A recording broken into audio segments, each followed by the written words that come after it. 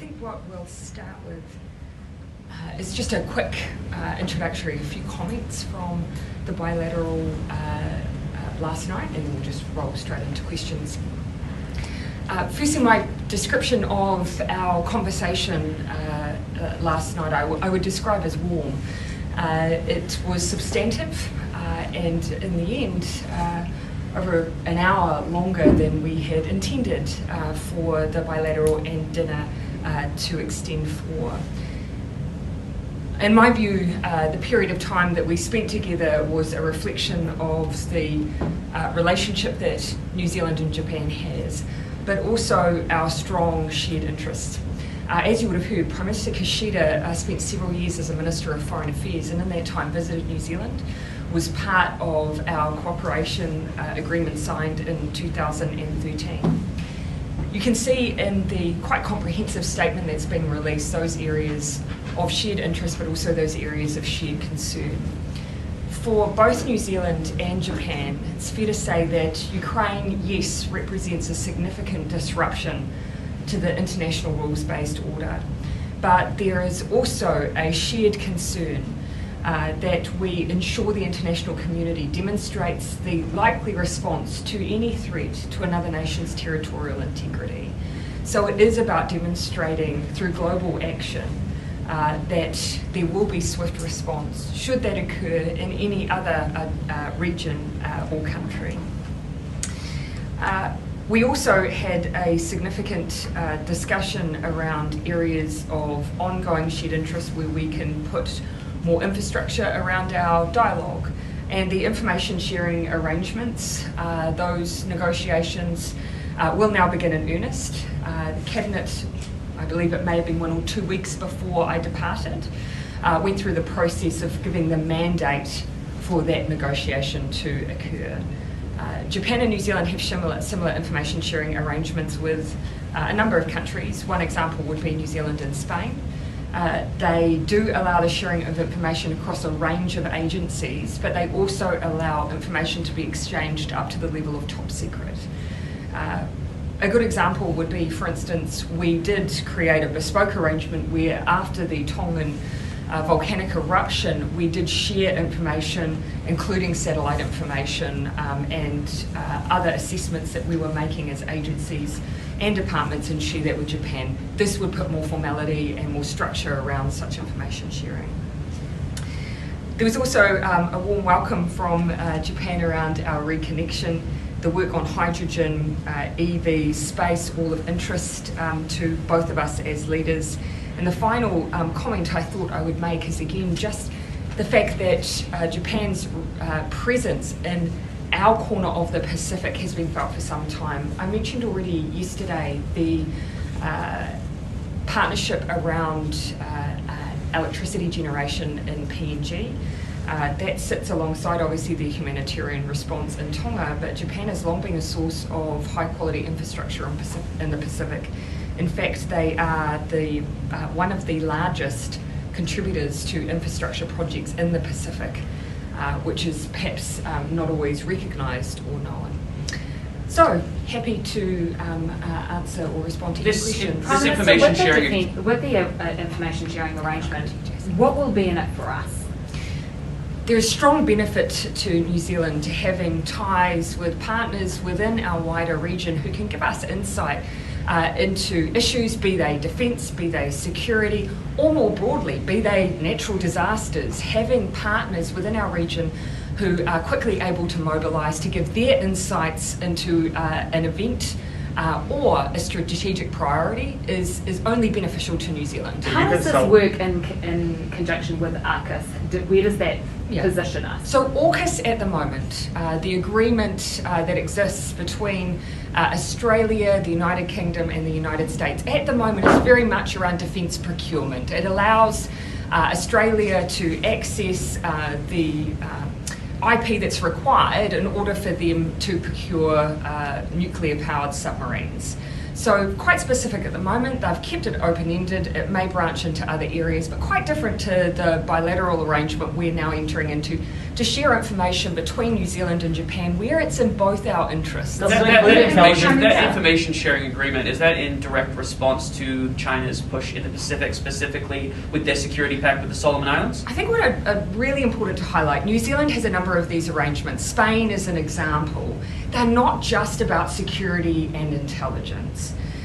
For instance, Tonga is a really great example of where New Zealand's proximity to the region is really helpful for Japan, who wanted to be involved in the humanitarian response, but we were able to provide some of the information required and needed to make sure they did that quickly, and we're targeting the needs of the area. So there's an example of the kind of areas that it would also be beneficial.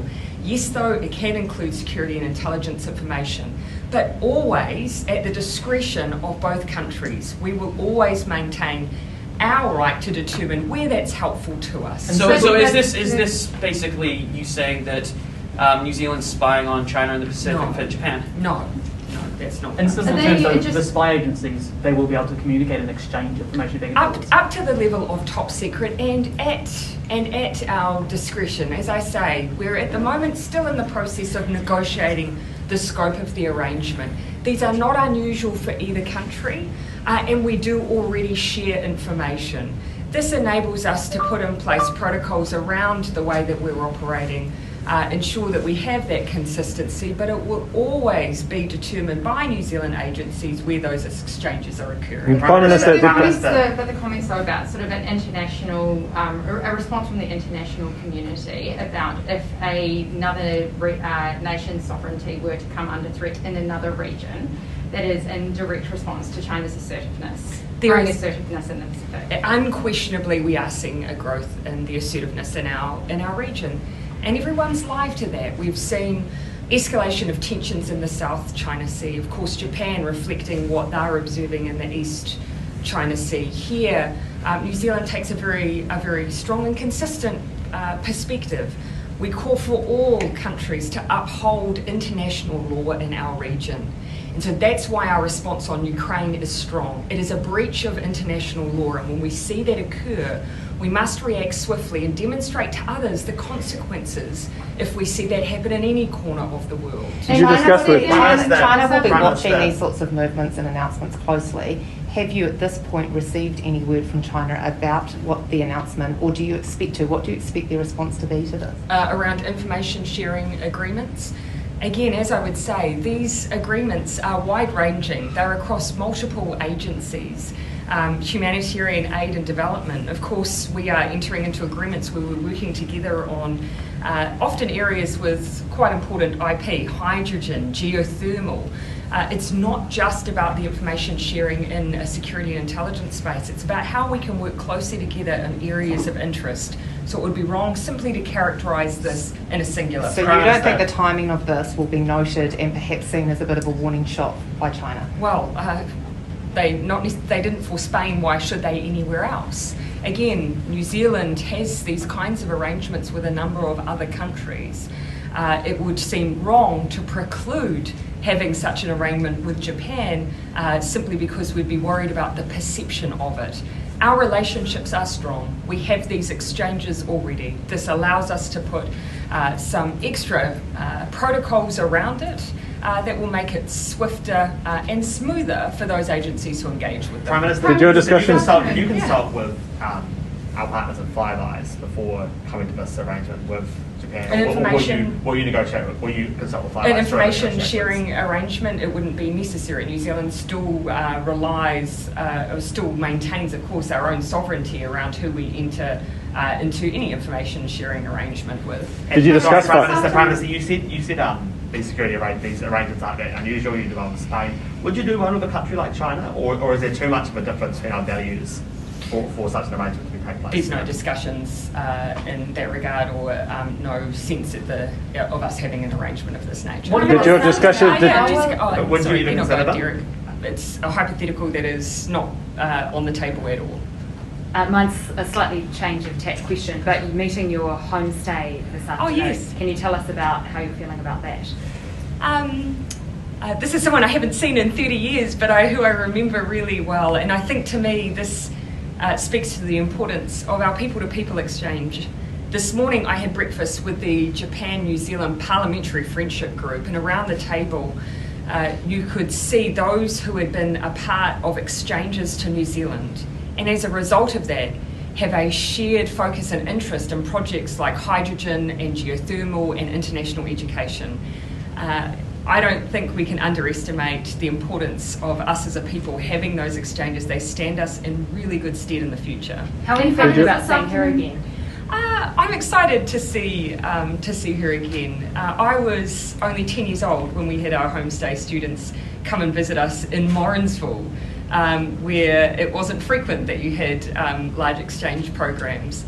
But the fact that I remember so much of that visit, I remember her teaching me how to cook, how to do origami. It left a real impression on me and probably sparked an interest in the world. Did your discussions last night traverse Japan formally joining Five Eyes at all?